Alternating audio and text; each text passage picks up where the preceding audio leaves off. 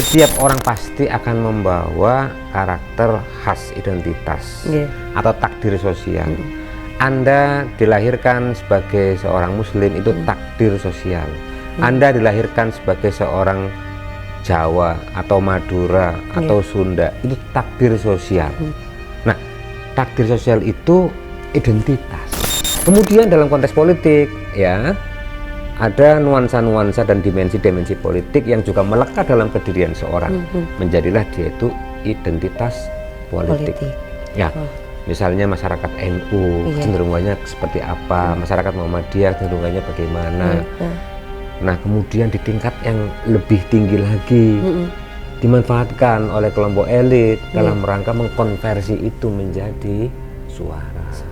Maka dari identitas politik menjadi politik identitas. Nah, ketika menjadi politik identitas, itu dampak sosiologisnya itu memecah. Dampak sosiologisnya itu menceraikan.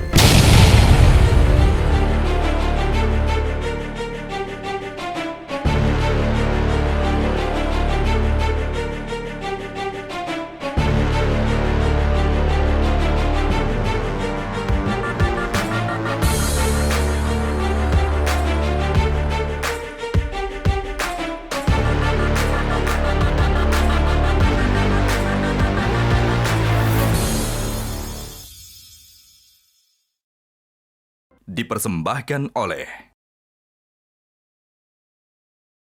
Assalamualaikum warahmatullahi wabarakatuh, pemirsa Indonesia Berakhlak. Kita hari ini sudah kedatangan tamu narasumber kita yang luar biasa. Beliau adalah Prof. Masdar Hilmi, MA, PhD, selaku Direktur Pascasarjana UIN Sunan Ampel, Surabaya. Selamat datang, Prof. Assalamualaikum. Waalaikumsalam warahmatullahi wabarakatuh, Mbak Lia. Gimana kabarnya, Prof? Alhamdulillah sehat. Alhamdulillah sehat. Sehat ya. Alhamdulillah. Prof, kita ini lagi ada di tahun politik nih, Prof. Jadi sudah ramai ini media sosialnya tentang bagaimana sih masyarakat ini seakan-akan terpecah-pecahkan karena beberapa identitas-identitas yang dibuat oleh para elit politik. Menurut jenengan gimana ini, Prof? Kok bisa sih bisa terpecah-pecahkan ini gimana gitu, Prof? Iya, memang itu salah satu strategi memenangkan kontestasi elektoral, memenangkan pemilu. Salah satu caranya adalah mengambil ceruk elektoral di masyarakat, masyarakat pemilih. Nah, masyarakat pemilih itu akan mudah untuk disatukan dengan menggunakan satu platform identitas. Gitu. Jadi identitas itu bisa macam-macam. Yang paling kelihatan adalah identitas primordial. Identitas yang terkait dengan latar belakang keagamaan, keyakinan, kesukuan, etnisitas. Pokoknya yang dia bawa sejak lahir. Nah, itu yang kemudian dikapitalisasi menjadi suara. Lah kan ada ya, Prof. Sekarang tuh ada politik identitas, ada identitas politik. Lah sering tergelincir itu, Prof. Gimana menurut jenengan kok itu? Itu hanya bisa dilakukan oleh para elit aja itu. Kerjaannya para elit, ya kan? Karena setiap orang pasti akan membawa karakter khas identitas atau takdir sosial. Anda dilahirkan sebagai seorang muslim itu takdir sosial. Anda dilahirkan sebagai seorang Jawa atau Madura atau Sunda itu takdir sosial. Nah, takdir sosial itu identitas, ya kan? Identitas yang sifatnya melekat di dalam seseorang gitu. Nah, kemudian dalam konteks politik ya, ada nuansa-nuansa dan dimensi-dimensi politik yang juga melekat dalam kedirian seorang. Menjadilah dia itu identitas politik. Ya, misalnya masyarakat NU cenderungannya seperti apa, masyarakat Muhammadiyah cenderungannya bagaimana. Nah, kemudian di tingkat yang lebih tinggi lagi dimanfaatkan oleh kelompok elit dalam rangka mengkonversi itu menjadi suara. Maka jadilah dari identitas politik menjadi politik identitas. Nah, ketika menjadi politik identitas, itu dampak sosiologisnya itu memecah. Dampak sosiologisnya itu menceraikan. dengan identitas politik itu orang itu wajar, biasa-biasa dan masih bisa kita toleransi, nggak apa-apa, ya kan? Karena memang masyarakat kita ini terlahir ya sebagai bagian dari komunitas tertentu yang berafiliasi secara keagamaan, berafiliasi secara kedaerahan, kebudayaan, pada identitas tertentu. Nah, pada tahapan itu, identitas politik itu satu hal yang sangat wajar, tapi kemudian ketika dia dimanfaatkan dan dimanipulasi, dikonversi menjadi suara, maka itulah yang disebut sebagai politik identitas.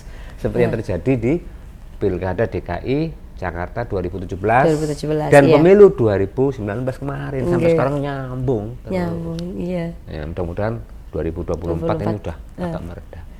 Lah menurut Prof ini kira-kira kalau 2024 kita masih menggunakan politik identitas yang seperti itu masih relevan nggak sih, Prof? Ya sama sekali nggak relevan sih kalau menurut saya. Iya. Kenapa itu, Prof? Kenapa kok bisa tidak relevan, Prof? Kita ini harus naik kelas demokrasi kita. Saya kebetulan nulis hari ini di Kompas. Soal apa itu, Prof? Soal mendewasakan demokrasi kita. Kalau kita ini berkutat terus dengan strategi pemenangan yang sifatnya primordial, memanfaatkan identitas keagamaan. Menurut saya kita kapan demokrasi kita yang mau naik kelas? Satu. Yang kedua, penggunaan politik identitas dalam demokrasi kita, dalam politik kita itu cenderung menafikan, menegasikan aspek tujuan dari diterapkannya demokrasi itu sendiri. Masyarakat ini kan energi ini kan begitu gencarnya ya ketika menjelang pemilu. Setelah pemilu, pasca kontestasi selesai ya kan? Masyarakat tetap aja sengsara. Bergulat dengan keseharian. Nah, berarti memang tidak ada korelasi antara demokrasi pemilu dengan pemberdayaan masyarakat misalnya, atau dengan menyelesaikan masalah-masalah yang sehari-hari dihadapi oleh masyarakat. Nah, menurut jenengan kalau misalnya kita ngomong demokrasi yang saat ini sudah dijalankan udah berkali-kali ya, Prof ya, dalam pemilu, sudah matang nggak sih sebenarnya kalau kita ngomongin demokrasi di Indonesia? Karena politik identitas masih membuat polarisasi, membuat pemecahan di kalangan masyarakat. Belum matang atau gimana? Demokrasi kita ini baru kemarin sore lah. Oh, baru kemarin sore, baik. Jadi Anda bisa menangkap ya. Kalau baru kemarin sore bandingkan dengan demokrasi Amerika yang sudah lahir sejak tahun 700-an, sudah sekian abad gitu. Kemudian di Eropa juga sudah sekian ratus tahun. Di kita ini kan baru tahun 1998 kemarin, reformasi. Pasca reformasi. Iya, perbaikan-perbaikan, kekurangan-kekurangan itu di sana sini masih ada. Tinggal bagaimana para elit yang terdidik dan masih punya hati nurani, punya akal sehat ini mengarahkan. Nah, guru bangsa ini yang bertugas untuk mengarahkan ini semakin lama semakin menipis stoknya.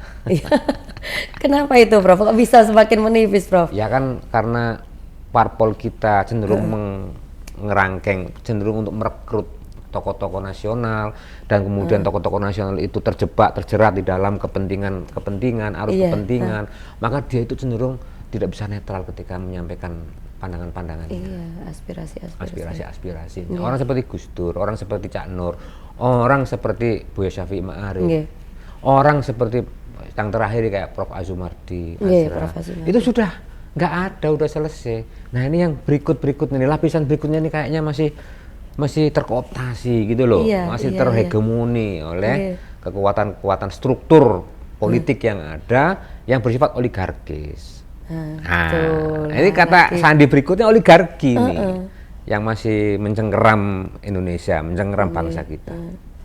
Ya Allah. Nah, kalau kita ngomongin soal oligarki itu kan efeknya itu adalah ketidaksetaraan ya, Prof. Betul. Ketimpangan sosial. Iya betul, ketimpangan sosial. Nah, kira-kira nih, Prof, faktor apa sih yang bisa kira-kira untuk meminimalisir adanya ketimpangan sosial atau ketidakadilan sosial? Jadi gini ya, ada dua level di dalam politik demokrasi kita. Yang pertama itu level nilai, yang kedua itu level struktur. Level nilai itu adalah nilai-nilai utama, nilai-nilai luhur yang harus kita kembangkan, seperti kesetaraan, keadilan, kesejahteraan, kesederajatan, kemanusiaan. Betul. Nah, itu Ya, tapi ini nggak akan cukup kalau fondasi di bawahnya yaitu struktur sosial, politik, ekonomi itu masih timpang, masih dikuasai oleh kelompok oligarki. Kelompok oligarki itu mungkin bisa bekerja secara internasional, mungkin dia datang dari luar mencengkeram kita. Biaya demokrasi kita kan sangat tinggi, sangat mahal, akhirnya dikuasai. Nah, oleh karena itu dua-duanya ini menurut saya juga harus sejalan. Ketimpangan ekonomi itu harus diatasi, kesejahteraan warga itu harus selesai, sudah harus selesai. Baru demokrasi kita terus akan menemukan tingkat kematangannya. Apakah mungkin, Prof? Sangat mungkin. Sangat mungkin ya, Prof. Sangat amat mungkin Indonesia ini. Ya, kita tunggulah 10 tahun kemudian, bahkan mungkin setelah kita nggak ada ya. Sangat berharap lah. Optimis berarti ya, Prof. Insya Allah. Insya Allah. Lah, kalau misalnya kita optimis berarti kan ada nilai-nilai spiritual nih, Prof. Ada nilai-nilai spiritual yang harus dibangun. Kira-kira nilai-nilai spiritual yang seperti apa sih yang bisa kita lakukan untuk kedepannya agar semuanya tuh bisa, demokrasi ini bisa matang? Iya, gitu. Gimana? Betul. Ya, jadi salah satu faktor yang bisa membuat demokrasi kita menjadi matang itu adalah dengan memanfaatkan spiritualitas agama untuk memola dan mematangkan politik demokrasi. Nah, sekarang pertanyaannya memang itu. Jadi nilai-nilai spiritualitas seperti apa yang bisa membuat demokrasi kita ini menjadi matang dan dewasa. Yang pertama menurut saya adalah nilai manfaat dari politik keseharian demokrasi itu harus dikembalikan kepada kemaslahatan. Kemaslahatan siapa, Prof? Lah itu kan kemaslahatan perdebatan, Prof. Untuk bangsa, jangan maslahat untuk Anda dan untuk keluarganya. Golongan, Prof. Iya, jangan yang diterapkan di sini jangan ku anfusakum wa ahlikum naro. Oh, baik. Tapi harusnya ya maslahatul am muqaddamun ala maslahatul fard. Maslahat umum, maslahat publik, ya kesejahteraan umum itu harus diutamakan. Siapapun tokohnya, siapapun parpolnya. Nah, itu spiritualitas yang pertama. Jadi kalau misalnya ada move politik, manuver politik yang hanya menguntungkan dirinya sendiri, tapi kemudian cenderung mengabaikan kemaslahatan umum, menurut saya ini jadi pertanyaan besar. Nah, oleh karena itu cara kita menspiritualisasi manuver politik dengan cara seperti itu, maka ya kita kembalikan maslahat enggak ini untuk bangsa. Kalau enggak ada maslahatnya, ya mohon maaf, ya nggak perlu diteruskan ngapain. Itu yang pertama. Yang kedua itu adalah pada penghargaan terhadap nilai manusia dan kehidupan. Spiritualitas juga itu, jangan dikira kita ngomong soal manusia, soal hidup, itu tidak ada nilai spiritualitasnya.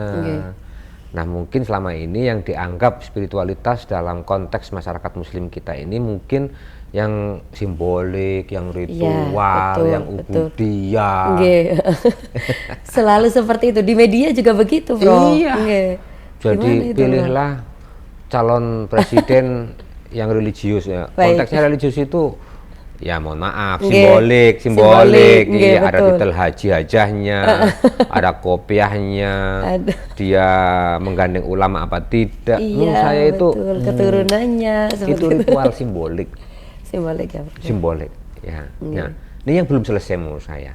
Belum selesai. Jadi menerjemahkan aspek-aspek spiritualitas ke dalam dimensi kemanusiaan, dalam dimensi kehidupan, bahwa politik itu berorientasi pada perbaikan kualitas kehidupan dan kualitas kemanusiaan.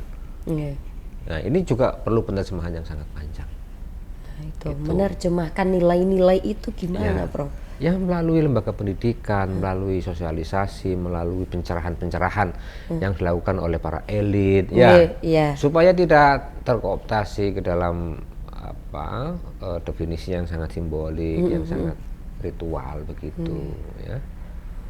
Ya saya sih, memang ini pencerahan, jadi panjang, gitu Mbak Lia. Butuh proses berarti ya, Prof. Nah, kira-kira Prof, ada beberapa negara-negara agama yang mengelola antara agama dan politik itu bisa mencapai sebuah kestabilan dan harmonisasi. Kira-kira di Indonesia bisa nggak Prof gitu? Ya, pertanyaannya harus dirubah. Jangan gimana kira-kira Prof? Kapan Indonesia harus merealisasikan ini? Betul. Baik, kapan Indonesia bisa merealisasikannya? Gimana itu, Prof? Karena satu-satunya harapan ini sekarang tinggal dari Asia Tenggara. Iya, dari Asia Tenggara. Ya, Turki sudah mencoba bereksperimentasi dengan sistem politik yang lebih pro kanan begitu. Nah, Timur Tengah udah hancur berantakan gitu. Nah, Indonesia ini yang satu-satunya yang masih tersisa. Karena apa? Karena Indonesia berhasil menunjukkan harmoni, menunjukkan soliditas bagi sebuah bangsa dengan beragam latar belakang etnis, budaya, dan agama ya. Ya, maka ini yang menurut saya butuh untuk bisa segera diterjemahkan ke dalam langkah-langkah konkret bagaimana agama ini tidak menjadi malapetaka, bagaimana agama ini tidak menjadi bencana untuk Indonesia yang sangat plural ini, tapi justru menjadi berkat. Harusnya menjadi berkat. Jadi jangan sampai ketika menjelang pemilu itu di masjid-masjid, di pengajian-pengajian orang menggunakan dalil agama tapi untuk memecah. Tapi silakan menggunakan agama, tapi dimensi kerukunannya, dimensi kesalehan yang sifatnya itu sosial. Dimensi spiritualitas yang lebih dalam gitu ya, bukan sekedar ini kamu muslim, kamu tidak muslim, kamu ini bid'ah, kamu ya kapan selesainya? Kapan selesainya? Dan saya kok yakin ya selama masih ada institusi seperti Universitas Islam Negeri, ya UIN atau perguruan tinggi swasta Islam yang masih bisalah mencoba untuk mengintegrasikan antara nilai-nilai keagamaan dan nilai-nilai politik kebangsaan, saya insya Allah lah yakin. Cuma memang ini butuh satu keberanian dan kemudian komitmen itikat dari seluruh pemangku kepentingan, baik elit politiknya, kemudian orang-orang di kementerian, orang-orang di kenegaraan, para kiai, para tokoh ulama nih udah selesai, jangan politisasi ayat untuk memecah belah umat, gitu kan? Betul. Jangan gunakan hadis untuk tujuan jangka pendek, politik jangka pendek, kekuasaan, jangan sudah. Insya Allah bisa. Insya Allah. Harapan Prof untuk kira-kira untuk spiritualitas politik di tahun ini tuh bagaimana Prof?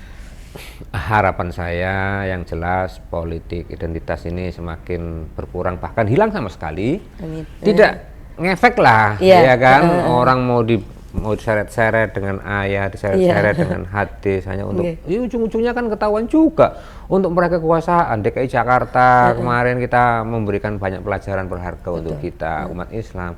Jangan mudah untuk dikomporin, jangan mudah untuk diprovokasi, karena provokasi-provokasi yang berbasis pada argumentasi atau nalar yang mengeksploitasi agama, mengeksploitasi ayat, mengeksploitasi doktrin dan lain sebagainya, ya ujung-ujungnya cuma kekuasaan. Nah ini aja, mudah-mudahan kita semakin cerdas, menjadi pemilih yang cerdas, menjadi pemilih yang tidak gampang untuk dikomporin, diprovokasi, menjadi pemilih yang lebih independen, tidak dipengaruhi oleh money politik. Nah 2024 mudah-mudahan lagi kita perbaikan. Alhamdulillah. Oke, kalau udah berbicara panjang begini, sepertinya kita banyak beberapa hal yang bisa kita pelajari ya, bahwa memang kita harus cerdas untuk pemilu kali ini. Jangan mudah diseret dengan isu-isu agama, apalagi ayat-ayat, karena udah banyak sejarah yang memberikan pelajaran kepada kita bahwa itu tidak akan bisa memberikan manfaat untuk keharmonisan atau menjaga negara kita menjadi negara yang aman, damai, seperti itu. Itu ya Prof ya? Siap. Ya. Terima kasih ya Prof waktunya. Sama-sama Mbak. Semoga bisa ketemu lagi di podcast Indonesia Berakhlak selanjutnya. Makasih juga untuk para pemirsa. Siap. Alhamdulillah. Assalamualaikum warahmatullahi wabarakatuh. Waalaikumsalam warahmatullahi wabarakatuh. Siap.